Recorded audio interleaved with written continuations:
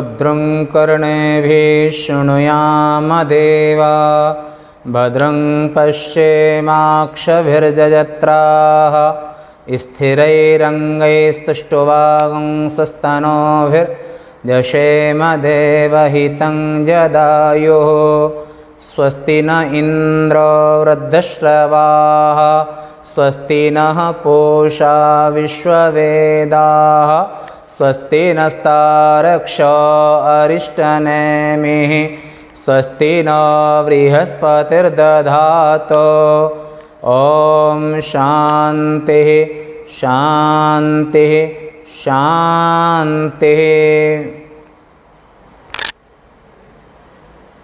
आज 3/7/2021 में नित्य प्रति क्रमशः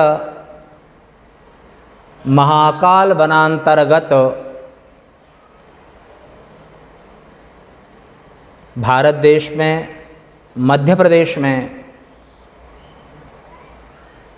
महाकाल ज्योतिर्लिंग जो कि महाकाल वन में स्थित है, उसी जगह पर ये उपनिषद आश्रम स्थित है। उपनिषद आश्रम से महाकाल ज्योतिर्लिंग लगभग 2 किलोमीटर है। ऐसे महाकाल वनांतर्गत क्षिप्रा के उत्तर तट में उपनिषद आश्रम से नित्य प्रति उपनिषद प्रस्थान में आज का विषय है, ये अथर्ववेदीय प्रश्नोपनिषद में पहले प्रश्न का विचार है। और आज का जो विषय है वो आदित्य का सर्वाधिष्ठानत्व। वैदिक संस्कृति में पंचदेवोपासना का विधान है। शिव, शक्ति, विष्णु भगवान, गणेश जी और सूर्य भगवान, ये पांचों को ईश्वरता प्राप्त है अथवा ईश्वर के 5 रूप। कैसे? जैसे घर में जब जो माताएं होती हैं तो उनके घर में मात्रा स्नुषा ननांदा च, स्त्री एक है पर वो किसी की पत्नी है, किसी की माँ है, किसी की ननद है, किसी की बेटी है, किसी की दादी है। मात्रा स्नुषा ननांदा च, एक ही स्त्री संबंधों को बखूबी सबके साथ संबंध निभाती है। पुत्र के साथ माता का धर्म निभाती है, पति के साथ पत्नी का धर्म निभाती है, पिता के साथ पुत्री का धर्म निभाती है, बहन के साथ बहन का धर्म निभाती है, भाई के साथ बहन का धर्म निभाती है। मात्रा स्नुषा ननांदा च, ननद का भी धर्म निभाती है। तैसे ही ईश्वर एक है और एक ही ईश्वर जीवों की नाना तरह के संस्कार, नाना तरह की कल्पना, नाना तरह की भावना, जो जीवों की निष्ठाएं, कोई ईश्वर की उपासना माता के रूप में करना चाहता है, कोई पिता के रूप में, कोई शिव के रूप में, कोई विष्णु के रूप में, कोई गणेश के रूप में, कोई सूर्य भगवान। ये अथर्ववेद के प्रश्नोपनिषद में भगवान सूर्य के विषय में जो आप सुन रहे हैं, श्रीमद् भागवत महापुराण के 10वें स्कंद के उत्तरार्ध में सत्राजित का प्रसंग आपने सुना है। तो भगवान सूर्य के द्वारा स्मंतक मणि मिली थी उसको। द्रौपदी को भगवान सूर्य की उपासना करने से ऐसा अक्षय पात्र मिला था कि चाहे हजारों कितने भी लोग आ जावें, पर द्रौपदी के पात्र से अक्षय उसमें कभी कम होता ही नहीं था। कर्ण को ऐसे ही भगवान सूर्य भगवान सबके प्राण हैं, सबकी आत्मा हैं, सबके अधिष्ठान हैं और संपूर्ण ब्रह्मांड के वो श्वास हैं। तो वेद भगवान कहते हैं कि आदित्य का यानी कि सूर्य का सर्वाधिष्ठानत्व, माने वह सभी के अधिष्ठान आधार हैं।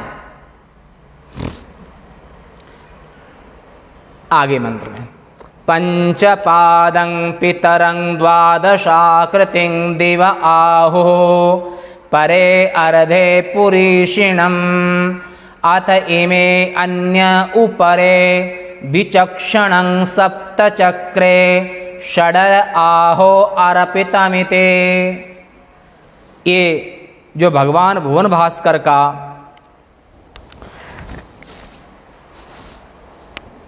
सूर्य का वेद भगवान सर्वाधिष्ठानत्व तो यहाँ प्रतिपादन कर रहे हैं। पंचपादं पितरं द्वादशाकृतिं दिव आहो परे अर्धे पुरीषिणम् अथ इमे अन्य उपरे विचक्षणं सप्तचक्रे षडर आहो अर्पितमिते। ऐसे भगवान भुवन भास्कर जो सूर्य भगवान हैं, वे सूर्य भगवान अन्य जो काल वेत्ता गण माने संपूर्ण काल की गणना जो है वो सूर्य चंद्र से ही चलती है। और सूर्य चंद्रमा प्रजापति का प्रत्यक्ष रूप है। तो काल वेत्ता गण यानी कि ज्योतिषी गणितज्ञ, ऐसे कालवेत्ता काल की गणना करने वाले कालवेत्ता गण इस आदित्य को 5 पैरों वाला कहते हैं। इस सूर्य के 5 पैर हैं। इसकी पूरी व्याख्या अभी आगे सुनेंगे आप कि कैसे 5 पैर हैं। सबका पिता, जब भी सृष्टि होती है सबसे पहले सृष्टि सूर्य चंद्रमा की।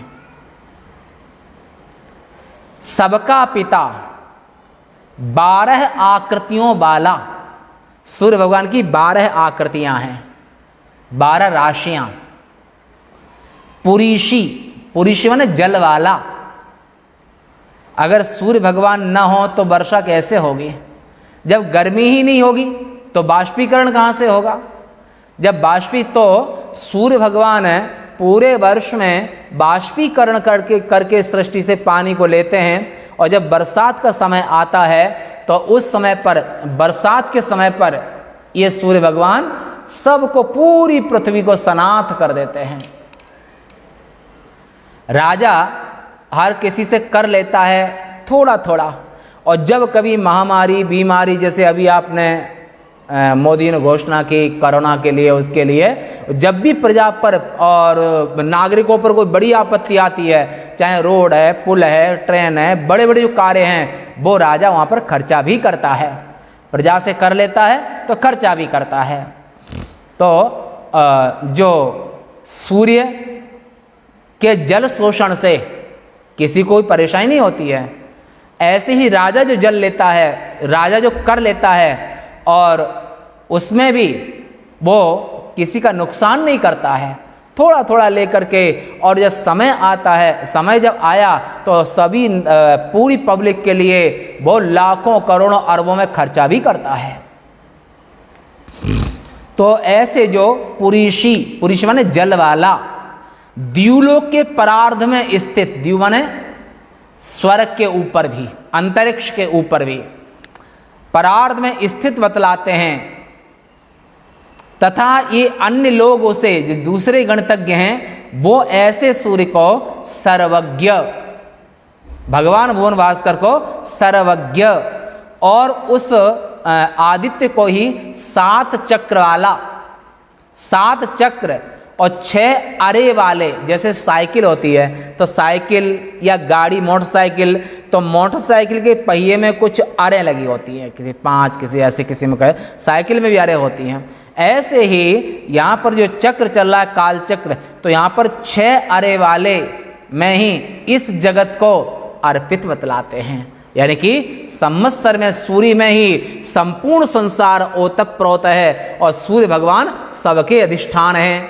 सूर्य भगवान सबके आत्मा है। सूर्यश्च आत्मा जगतस्थुकस्य ये भगवान जो जगन नियंता जो आदित्य हैं, जो भगवान जो नारायण ही सूर्य भगवान हैं, ऐसे सूर्य भगवान में पूरे का पूरा वो सबके समय का निश्चित करते हैं, कौन कितना जिएगा, और हर रोज जीव की आयु को कम करते हैं, आयु प्रदान भी करते हैं। और सूर्य भगवान से ही जल की उत्पत्ति होती है, क्योंकि जल का कारण तेज है, आदित्य मंडलस्थ, और तेज अगर नहीं होगा तो जल होगा ही नहीं। ऐसे भगवान भुवनवास कर 7 चक्र हैं, उनके रथ में 7 पहिए हैं और 6 उन पहियों में 6 अरे हैं। इसको आगे और प्रयास करते हैं। पंचपादं पंच ऋतवः, आचार्य कहते हैं कि पंचपादं पंच ऋतवः, 5 ऋतुएं हैं। वैसे ऋतुएं तो 6 कही गई हैं, पर यहाँ पर 5 ऋतु का उल्लेख आता है। वो कैसे? क्योंकि शिशिर और हेमंत माने जो सर्दी में आती हैं, उन हेमंत और शिशिर 2 ऋतुओं को एक ही जगह जोड़ लिया है। तो बसंत, ग्रीष्म, वर्षा, हेमंत, शिशिर, और जो क्वार के महीने में आती है, क्या बोलते हैं क्वार के महीने कौन सी पूर्णमासी आती है? जो जब रास भगवान करते हैं तो ऐसी 6 ऋतु, 6 तो हेमंत और शिशिर दोनों एक ही होने के नाते से वहाँ पर 5 ऋतुएं मानने पर, वहाँ पर 5 ऋतुएं होने पर ये 5 ऋतुएं ही उनके पैर हैं। यानी कि शिशिर और हेमंत इन दोनों में ठंडी में आती है वो, तो और चैत और फागुन उस महीने में बसंत, तो 2 महीने की बसंत, फिर ग्रीष्म जो गर्मी में, अब वर्षा, क्योंकि आद्रायांग प्रथम चरणे सर्वे नद्या रजस्वला भवती। अन्य प्रमाण मिलता है कि जब 22 जून आता है, यानी कि वर्षा का आरंभ होता है, मतलब आद्रा नक्षत्र आता है, तो आद्रा नक्षत्र के आने पर आसाम में कामाख्या शक्तिपीठ में 4 दिन के लिए मंदिर भी बंद रहता है। तो उस समय पर पूरी प्रकृति रजस्वला हो जाती है। तो यहाँ पर सर्वे नद्या रजस्वला भवते, आद्रायांग प्रथम चरणे, तो आद्रा नक्षत्र का प्रथम चरण यानी कि जून का 22 जून से 28 जून, जो ये 4-5 दिन का जो पहला चरण होता है, तो उस समय पर सभी नदियां रजस्वला कहलाते, प्रकृति रजस्वला होती है। उस समय पर वर्षा शुरू हो जाती है, ग्रीष्म समाप्त होती है, वर्षा ऋतु आरंभ हो जाती है। तो फिर वर्षा, हेमंत, शिशिर और आप जो पूर्णिमा यानी कि इसकी क्वार के महीने की पूर्णमासी, जो चंद्र जिसमें आप खीर रखते हैं, खीर रखते हैं कि कौन सी पूर्णमासी होती है वो? शरद ऋतु। तो 2 महीने की शरद, 2 महीने की वर्षा, 2 महीने की ग्रीष्म, 2 महीने की बसंत, 2 महीने की हेमंत, 2 महीने की शिशिर। तो इस जगह पर इस शिशिर और हेमंत ये ऋतु 4 में, ठंडी की ऋतु 1 को कर दिया है। इसलिए यहाँ पर पंचपादम, संवत्सर रूप सूर्य के यहाँ पर पंचपाद कहे, तो 2 ऋतु एक होने पर पंचपाद, 5 ऋतुएं हो गई। तो 5 ऋतुओं यहाँ पर यानी कि 5 ऋतुएं ही इस संवत्सर रूप आदित्य, संवत्सर में वर्ष, आदित्य में सूर्य, और ये आदित्य के मानो चरण हैं, ये 5 ऋतुएं भगवान सूर्य के चरण हैं, ऐसा भी माना है। इसलिए यह पंचपाद इस जगह प्रयोग किया है, क्योंकि उन ऋतुओं से यह चरणों के समान घूमता रहता है। संवत्सर रूपी आदित्य आदित्य ठहरते नहीं, घूमते रहते हैं। तो जो ऋतुओं से यह चरणों के समान घूमता रहता है, यह 5 ऋतुओं की कल्पना तो हेमंत और शिशिर को एक मान करके की गई है। शेष ऋतु में हेमंत और शिशिर 2 ऋतुओं को एक ही माना है, इसलिए इस जगह पर 5 ऋतुओं की कल्पना की गई है। सबका उत्पत्ति कर्ता होने के कारण सूर्य न हो तो कौन सा प्राणी जीवित रहे? अगर सूर्य न हो तो ठंडी में मर जाए सब। सूर्य ही अन्न को पकाते हैं, सूर्य ही वर्षा करते हैं। अगर सूर्य वर्ष में अगर गर्मी तेज नहीं पड़ेगी, अगर वो बाष्पीकरण नहीं होगा तो वर्षा होगी कहाँ से? और तेज जो है वो जल का कारण तेज है, और सूर्य भगवान तेजस स्वरूप हैं, तेज देवता। ऐसे भगवान सूर्य ही वे उत्पत्ति करता, यानी कि संपूर्ण संसार को, संपूर्ण ब्रह्मांड को उत्पन्न करने वाले हैं। और उत्पत्ति करता होने के कारण और उसका पितृत्व, जो उत्पन्न करेगा वो तो पिता ही कहलाएगा। तो हमारे तुम्हारे हम तुम सबके शरीरों को जो उत्पन्न करने वाले हैं वे सूर्य भगवान हैं। अगर सूर्य न हो तो सृष्टि कैसे चलेगी? अन्नम आगायते, आगे आएगा तो सूर्य भगवान ही प्रजा के लिए अन्न का आगान करते हैं। और सूर्य भगवान जब चलते हैं तो उनके यहाँ से ओम की ध्वनि, ओम। जब भगवान सूर्य का रथ चलता है तो ओंकार स्वरूप सूर्य हैं, इसे उनके रथ ध्वनि से भी ओंकार शब्द निकलता रहता है। और अभी 6 जुलाई को सूर्य पृथ्वी से सबसे दूर हो जाएंगे, और उसे 4 जनवरी को सूर्य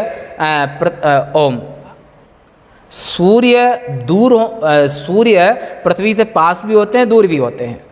अब ये आप वैज्ञानिक हिसाब से देख सकते हैं। तो ऐसे भगवान सूर्य वो प्रणव स्वरूप हैं, ओंकार स्वरूप हैं, सबके उत्पत्ति करता होने के कारण उसका पितृत्व, जो संतान को पैदा करेगा वो पिता कहलाता है। संतान होने के बाद में भी कोई कन्या माता कहलाती है।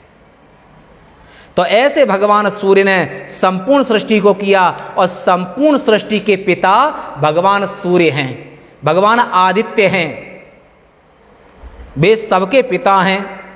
12 महीने उनकी आकृतियां हैं, चैत बैसाख जेठ आषाढ़ श्रावण भादो क्वार कार्तिक अगहन पौष माह फागुन फिर चैत।